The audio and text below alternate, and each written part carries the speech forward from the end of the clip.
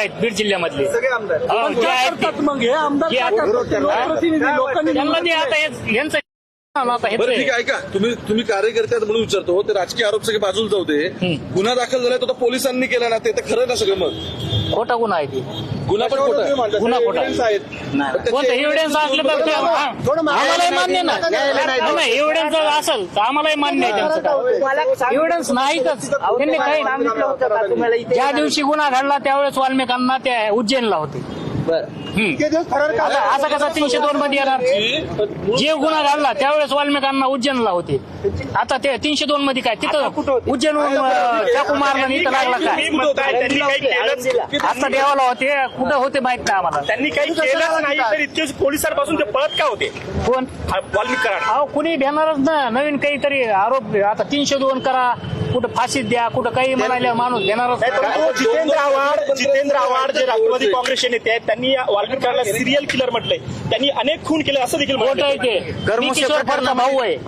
माझ्या भावाचा मर्डर झालेला मी किशोर फडचा भाऊ आहे त्याच्यामध्ये बबन गीते आता डबल मर्डर केलेला 6 महिन्यापूर्वी त्याचं नाव होतं माझ्या घरावर त्याच्या घरात संघटित गुन्हेगारी पद्धतीनं 50 जणांनी माझ्या घरावर हल्ला करून गरोदर स्त्रीला मारून बबन गीते ते आहे आणि आता 10 वर्षानंतर मी माझी केस चालू असून आता बोर्डावर माझी केस आलेली आहे तुम्हाला काय वाटतं बबन गीते खरा संघटित गुन्हेगारीचा बादशाह आहे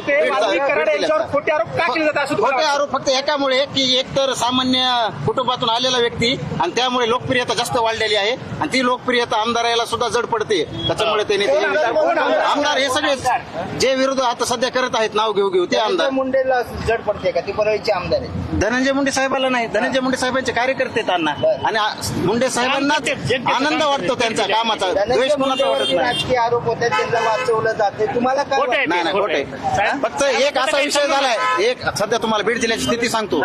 आधी म्हणले की कोणता घोले मास्टर माइंड आहे त्याच्यानंतर म्हणले विष्णू कोणता तरी चाटे मास्टर माइंड आहे पुन्हा अण्णा पुन्हा त्यानंतर धनंजय मुंडे साहेब आणि त्यानंतर वंजारी समाजाला टार्गेट करले सध्या लोक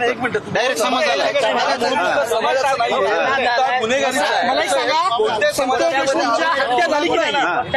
जी हत्या झाली ती दुःखदायी आहे आणि त्याचा आम्ही ओबीसी म्हणून सुद्धा असं नाही की कोणतं ते मराठा समाजात होते आमचे ते बंधूच होते पण त्यामध्ये वाल्मिक अण्णा यांचा काही संबंध सध्या तरी आम्ही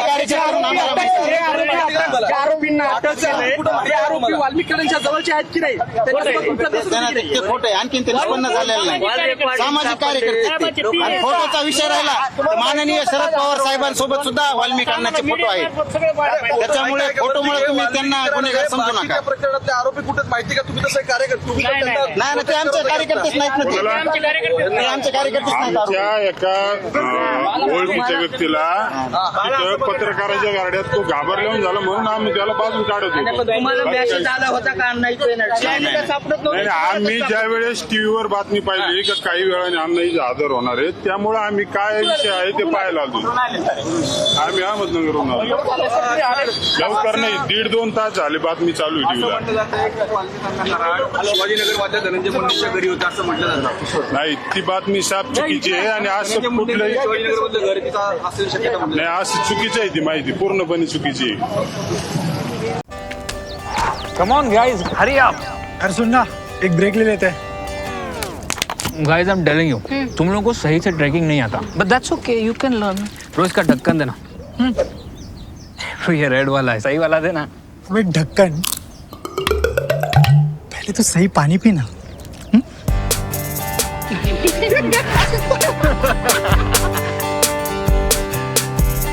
Manikchand Oxyrich, proudly Indian.